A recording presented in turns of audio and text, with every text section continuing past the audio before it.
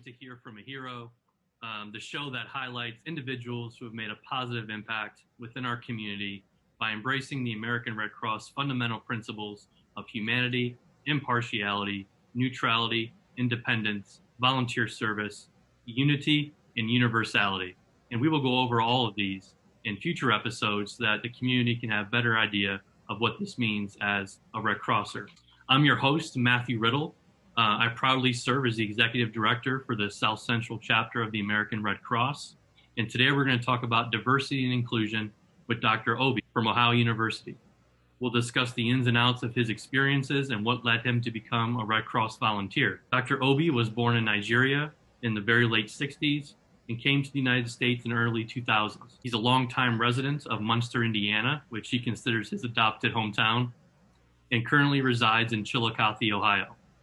He is the assistant professor and coordinator of the business programs at Chillicothe campus of Ohio University. He's also my board chair, the South Central Ohio American board chair. He is a disaster action team member. He is a blood donor, and he's also very active in leading our diversity and inclusion committee within the Red Cross. Dr. Obi, how you doing? Thanks for joining us. Thank you, Matt. I'm glad to join you today. Yeah, it's great to see you. How you been? It's been good, cooped up in the house, working from home. It's the new reality we face, How long you been doing that, Greg?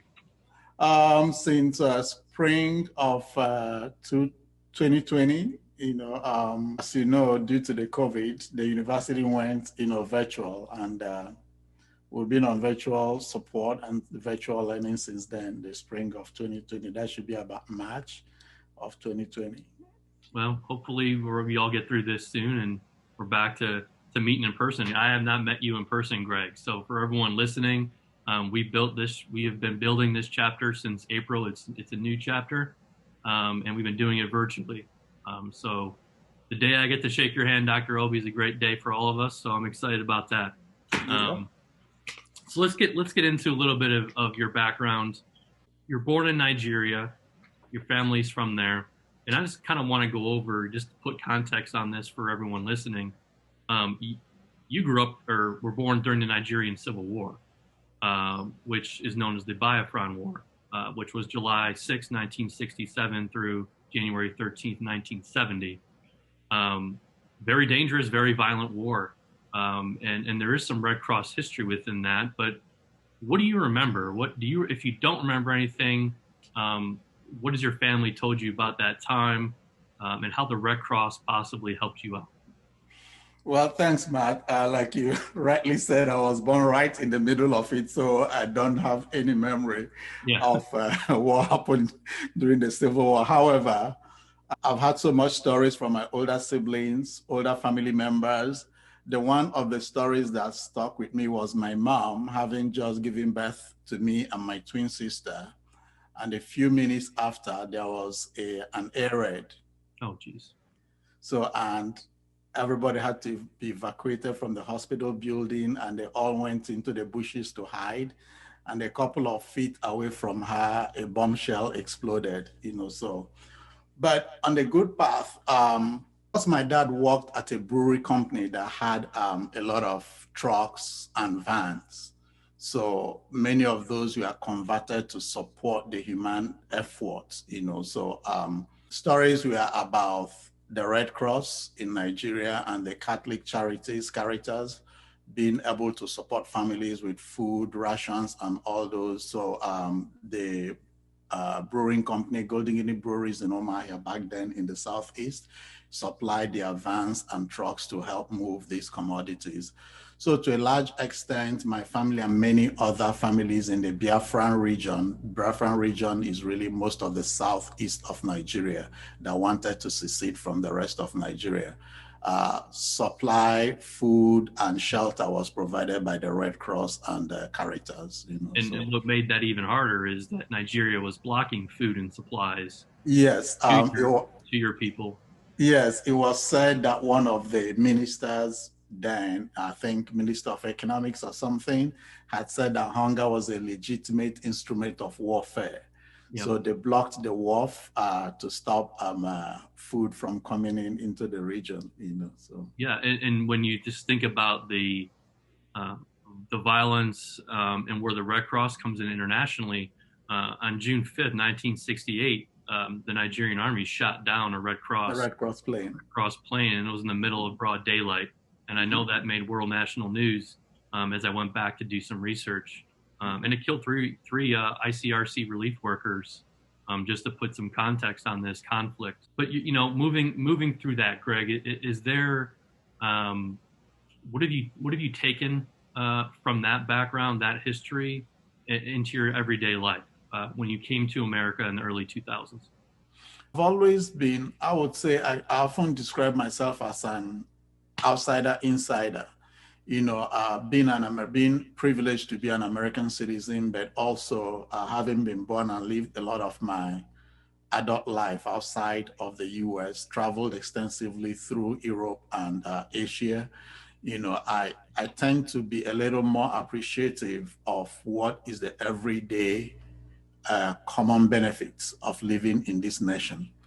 And one of those is, like we just reflected, is the stories of hardship, stories of bomb raids, during my birth years and my older siblings going through real hunger and strife, but it's humbling that in the face of this, there were human beings across the world who had no stake whatsoever. They didn't have family members in Nigeria, knew nobody in Nigeria, but risked their lives to bring food, to bring clothing, to bring shelter to people because they genuinely cared for humanity. Growing up, of course, I wasn't that reflective. It didn't mean much, but of course, they say hindsight is 2020, and as one grows older, you begin to appreciate those. But like I said, I often talk about the everyday city noise, sounds of ambulances, sound of police siren that we hear and take for granted. I don't know how many of us that pause to recognize that each of those sounds reflects a family or an individual in distress. I don't think I do, Greg, but that's just a great point. You hear it all day, every day. And yeah, it becomes part of our life. We don't think about it. Some of us don't even pull over for ambulances on the road, So it's a challenge, but it kind of puts in perspective, there are people like Red Crossers who actually go to, sorry to use that phrase, fools rushing in where angels fear to tread, right? But Yep. These are kind fools who want to do things. When there's a disaster, everybody else is running away, but you're coming in to come and provide shelter and succor to the people who are faced with those disasters. That's a great way to put into terms what we do. And the people that volunteer for us and our staff. It's remarkable to see our mission in action. Like you said, when people are running away from the fire or the hurricane, we're the ones that are coming in a day or two early to prepare. So I love that. I love that thought, Craig. Do you feel a sense of pay it forward with the Red Cross, based on your background from Nigeria and your family's? Oh yeah, absolutely. Life is a full circle, right? Is when the opportunity, I always believe in giving back. Like I said, it's humbling to live in this nation, to carry the American passport and have a free travel all over the world. But part of that blessing, I always believe that every blessing comes with a responsibility, right? Every privilege should be accompanied with a responsibility. And part of that responsibility is to give back. But it's even very personal to me and my family, especially my mom, who was excited when I told her I've joined the Red Cross. And that was when she reminded me of the story of how there was a bombshell just shortly after we were born, my twin sister and I. But I feel a sense of gratitude that I'm able to give back to an organization that served my family and my country, my countrymen, and are serving the rest of the world, and it's great to me. I always describe experience with the Red Cross is that I give that keeps giving, right? You're doing good to someone else, but you get a sense of gratification, Yeah. That you've been able to do good, and you can go back home smiling for that one day or one incident, and there's nothing that really defines humanity than what the Red Cross does. Yeah, and that's powerful. That's powerful stuff, Greg. I mean, and it's seeing you and seeing all of other volunteers who share that same passion for service and giving, that that fuel me to want to do more and do better for this chapter that we're in. You mentioned to me before in previous conversations that the Red Cross is like the gift that keeps on giving, and I just kind of wanted for the listeners in the community to maybe kind of understand what you meant by that. Well, first of all, there's that sense of community, because you're serving people within your community. But we recognize that in today's age and time, community is not just about Chillicothe.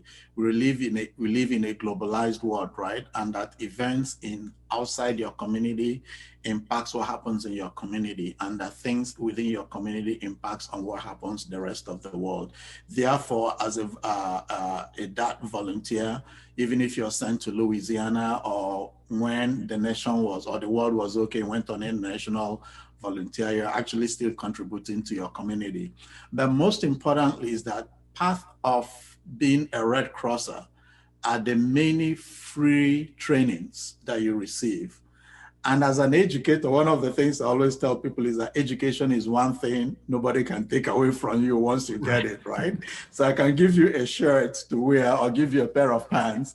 And when we are quarrel, I tell you, hey, man, give me back my pants, right? But any knowledge I pass on to you, I can't get it back. So I see that, and that's why I described serving with the Red Cross as a gift that keeps on giving, because you go through a whole bunch of trainings, be it food prepping, be it sanitizing your house, basic hygiene, how to drive a vehicle properly. These are all trainings that you take back home with you and you use with yourself and your family. And majority of, actually all of them, are given to volunteers free of charge. Yep. So not only that you are learning things that will help you all through life, help you and your family, you are using that training you receive to serve your community and humanity. I mean, how awesome can it be? Hey, I agree. That's why I love working for the American Red Cross. I've had numerous jobs in the for-profit business world, and it really it's just to what you said. It's being able to work your day and realize that you made a difference in someone's life. My just a little bit of my background, which Greg, but maybe the listeners don't. My father passed away from pancreatic cancer in 2015, and he received all of his blood donations and platelets at the Cleveland Clinic in Cleveland, Ohio, which is all Red Cross donor blood. So to me, I kind of live by this motto when I wake up every day is, how can I get that one more blood drive?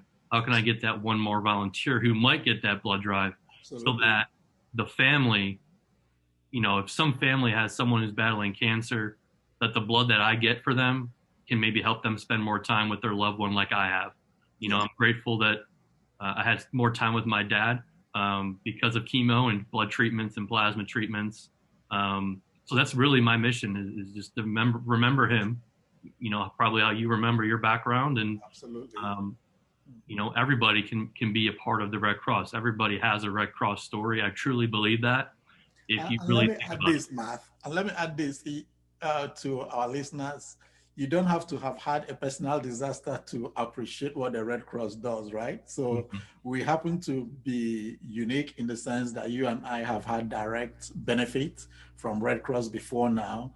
But, I think it's even more awesome that you don't have to have had a benefit, right? And you are contributing, and paying it forward. You never know what happens tomorrow. No, you don't. Nothing guaranteed. Mm-hmm. So I mean, I do want to move on. To talk about diversity a little bit, Dr. Obi. I know it's a hot topic in this country, but it's something that hasn't really been new to the American Red Cross. Gail McGovern, our CEO, at the beginning of our fiscal year in July, she outlined her diversity and inclusion action plan. And just to touch on it briefly, I mean, I don't to use her words because she is awesome, and I don't want to mess up the quotes, but the first thing that she wants us to do as Red Crossers is creating opportunities for ongoing dialogue, to continue to educate staff and include as many voices in that conversation as possible. What do you think about that? The importance of dialogue within an organization, launching resource materials like the Black Experience with videos and stories and TED Talks to help us understand racial inequity. And what's your thoughts on that, on Gail's first goal? Like they say, you don't know what it's like to walk in someone's shoes, right? So when, from a personal perspective, being a Black man in the world, each time we talk about diversity, it's almost like you're talking about the group that one belongs to, right? However, not just about recognizing the individuality that makes us different, right? It's more about, like you said, hearing each other. And we don't necessarily have to agree, but we need to listen and hear each other and respect the difference that we have. Each time by the way, diversity is part of my core research area, in my academic life, in my professional life. I research in the area of how organizational management differ from culture to culture, and how variables like gender, socioeconomic status changes management practice across cultures, and within countries even. But anyway, back to diversity and the Red Cross. So whenever we talk about diversity, one of the things I try to remind people, the common phrase we say that America is a melting pot, right? And always remind people that's not diversity. Actually, that's dangerous for our nation. I've used that a lot of times, Greg, so I'm wrong. Yeah, so I tell people that why don't we see America as a pot of soup? And using my favorite soup, chicken noodle soup, so it's easy to see the constituent parts or ingredients that make up the chicken noodle soup. You can see the chicken, you can see the noodle, the carrots, the celery, and all those stuff, right? So the individuality of them are not lost in that beautiful, savory pot of soup, but they all come together to make something so flavorful that individually they could not have done. And to me, that's what diversity is about synergy, bringing the difference that make us unique, in order to form something greater than any one of us. And the only way to build that is to recognize those differences, respect those differences, find the connectivity amongst those differences, because truly the challenge of a Black man, a white man, a red guy, a gay Black man, a gay Black woman, whatever it is, are the same. So recognizing those and finding those commonalities and using them to build a synergy, to hear each other, to respect each other's differences, and to create a society that is even more awesome, than our founding fathers envisioned, And to me, that's really what diversity is all about. But more importantly, it's not just about hearing each other, it's about being inclusive. It's one thing to have a diversified organization or society, but how inclusive are we? Inclusivity looks at accepting those differences and engaging with those differences to understand why they exist. So what if somebody doesn't know how to engage, or is uncomfortable going up and having a conversation with somebody that's not like them? What advice do you have to kind of break the ice? What is, what's a way to do that for people listening in the community that want to do more with diversity and inclusion, whether it's in their organization, in their life, or in their other nonprofit or their community? How do you do that? How do you break down a barrier of getting that conversation started? Well, the first thing, I just to that in what I said before, the idea that our needs and wants, our desires are basically the same, irrespective of those differences that we have. So my attitude is always about how would I want to be treated by this individual? And recognizing that same individual expects absolutely the same thing No Yep. difference. Really, that it doesn't matter that I'm black or white or green or that I'm gay or I'm straight, whichever it is, or that I have some debilitating diseases, or because of my older age or whatever it is, or even my younger age, we all want the same. Yep. And And and and diversity of thought too, yes, and if what is we very important. recognize that fact that this man or woman expects to be treated like I want to be treated, then the common starting point is to respond to that person the way you wish someone else will respond to you, right? We Right. all want a smiling face, a shake, a good handshake with sincerity. I can look into your eyes and recognize that you mean well for me, and importantly, I also think that sometimes when we don't know how to begin, there's nothing wrong to ask. Right. I was having a conversation with a friend of mine and my son, and I said how I like people with freckles on their face and red hair. And I said, is it derogatory to call somebody ginger? Because in the culture I grew up, everybody's black, right? So I may not know. So there's nothing wrong in asking. Right. And knowing what that person wants and knowing how the person wants to be treated. So sometimes when my attitude is that when you're confused, ask questions. I tell my students and for our listeners, the only stupid question is the one you didn't ask. Yep. To do that. And I think it's been great so far. I mean, again, the diversity and inclusion is not something new for the Red Cross. It's something that we've done, and Gail McGovern and our CEO Stephanie Bird and Elvia Price in Cincinnati, who works on the diversity and inclusion team that you were able to join a couple calls on. They do amazing work, and I think the ongoing dialogue is really working for us. I think many organizations should look into the Red Cross to learn diversity because by default, based on the principles of the Red Cross, we recognize those differences and respect them and try to treat everybody the same.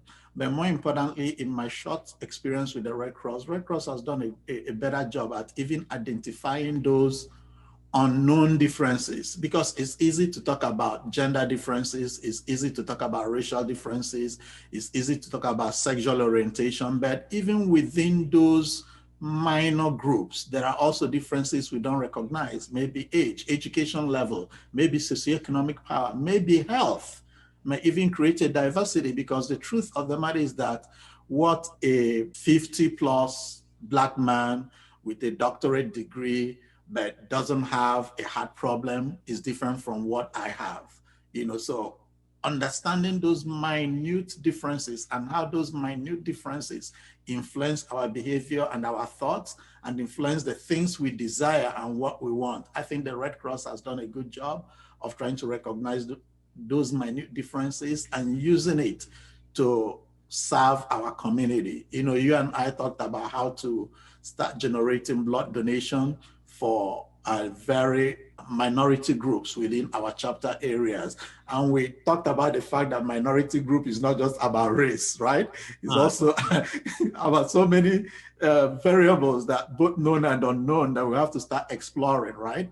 To know that somebody can be cared for, and we talked about, my position on it is, and it's the Red Cross position too, but, everyone, is welcome at the Red Cross. We're lucky to live in a diverse, multicultural community. And I think there's, where people support each other and look for ways to serve the community. The Red Cross obviously values that diversity and works to reflect that in our volunteers. What would you say to a community member who's listening, that's from a diverse background that may be hesitant to volunteer with the Red Cross for whatever reason or preconceived notion of the organization? What would you say to them? All right. There is a space for every human being in the world in the Red Cross. Trust me. It took me, I've lived in Chillicothe for 6 years, going to my 7th year. It took me about 4 years to sum up the courage to want to volunteer with the Red Cross because I've always thought about what am I qualified for? What can I really do? I'm not a nurse, I'm not a doctor, I'm not a ranger that can go into the field. But the truth is that there is space for everybody in Red Cross. And when I mean everybody, I literally mean everybody from the child, who does pillowcase stuffing and who understands how to prepare or what a smoke alarm is, and how to prep the house in case there is disaster. This is my grab and go bag, to the retired older person who sits at home. And here's a funny thing though, the COVID-19 quarantine experience has actually strengthened our knowledge and use of technology. So as a DAT volunteer, I've never really been in the field. All my volunteer has been virtual, right? So yep. I'm more adept at using those. So I say that in the sense that for anybody hearing my voice, there's a position and there's a place for you in the Red Cross. And I promise you, in your first 1 month of being a volunteer in the Red Cross, you will certainly be sure that you've made the right call. That's great. I mean, that makes me feel really good, Greg, that you believe that and you live it and you do it. Gail's second directive was to increase diversity of employees and volunteers. And we've talked a little bit about doing this, in our chapter here in South Central Ohio by creating our Diversity Action Project, where we're going to engage and partner with diverse student organizations in Ohio University's campus and Wilmington College. To foster relationships with the next generation of Red Crossers, to listen to what the students from different backgrounds think of us or want from us or need from us or what we can help them with. I'm really excited about this because it goes right into Gail's third and final idea, and that is to increase the blood supply for sickle cell patients, which we are trying to do next month or the month after at Ohio University, and holding a sickle cell themed blood drive for Black fraternities, sororities, and other minorities on campus that will want to give blood. And it's really, hopefully, it's an education thing that we can do. And raise a lot of awareness. But sickle cell is something that I don't think a lot of people understand, that the donor needs to be an African-American donor to help, because the disease is an African-American disease, correct? Mm-hmm. So, it's a painful and it's a life-threatening disease, and it's something that I think we all need to take seriously and we recognize to get a more diverse blood pool. You give blood. How much blood have you given, Greg? I've done this, last year now. So we're in a new year. So I've done 4 units, right? In the past year, I should be getting ready for my next blood donation. By the second week of March, I've already scheduled that, I don't know about you, Matt, but I get joy when I open my blood donation app and I see my blood journey, right? And I see when it's gone through the process of screening and all those, and when it's in storage, and when actually it has been given to somebody. Yep.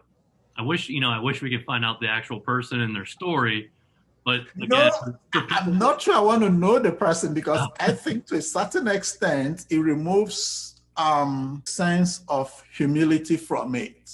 Right. I don't want anybody to feel beholden to me that I did give blood.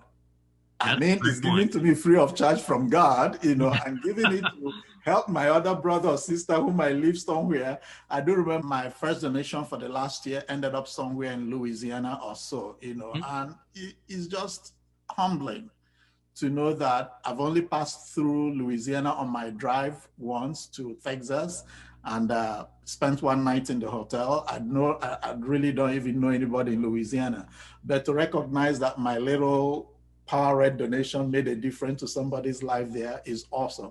I am not sure, to be honest with you, that I want to know the person, because I don't want anybody coming to give me a big hug and feeling beholden to me. I think the gratitude is knowing that it did make a difference. To me, is an act of worship. I always say that volunteering to me is an act of worship, but for the grace of God, I could have been that person depending on that blood, right? Mm-hmm. So some of us are prayer warriors, some of us do other things, but I think that when you volunteer, when you donate blood, you're also recognizing there's something greater than you are, and you're trying to make a little contribution to humanity.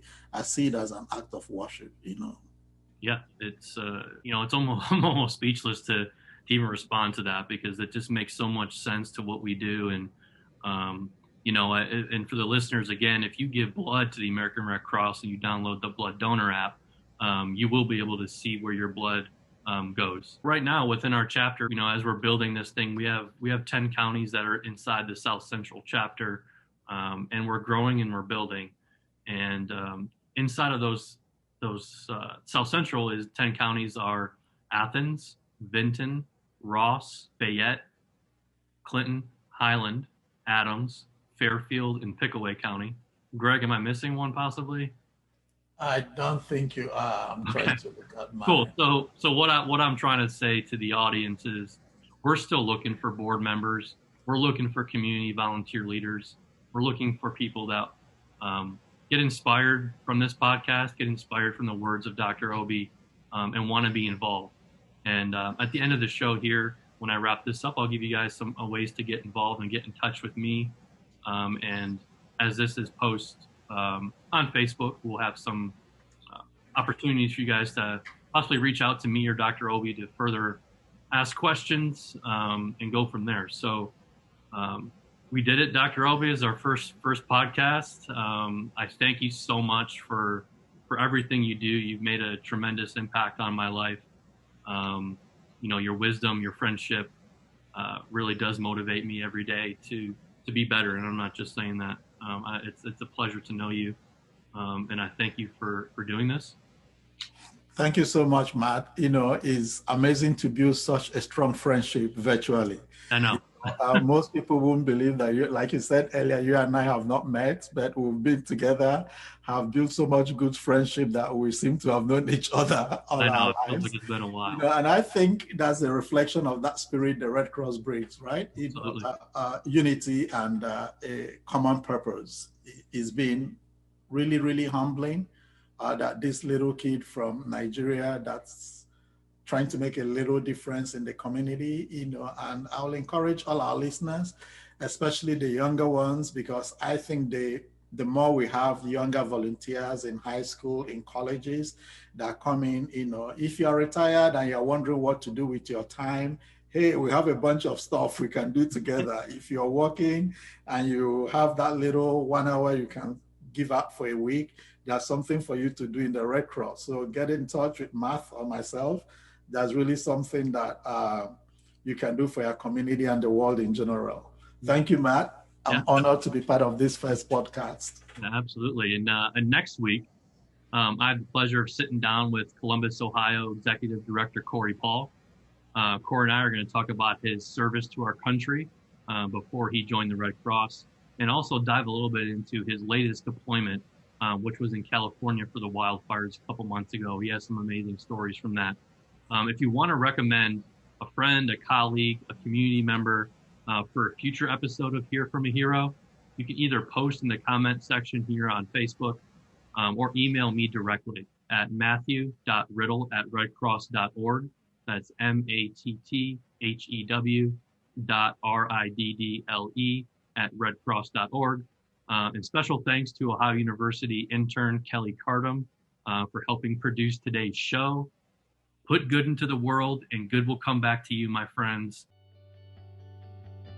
Thank you for tuning in to Hear from a Hero. If you would like to learn about more ways that you can help support the Red Cross, like becoming one of our volunteers, you can go to our website at redcross.org/volunteer.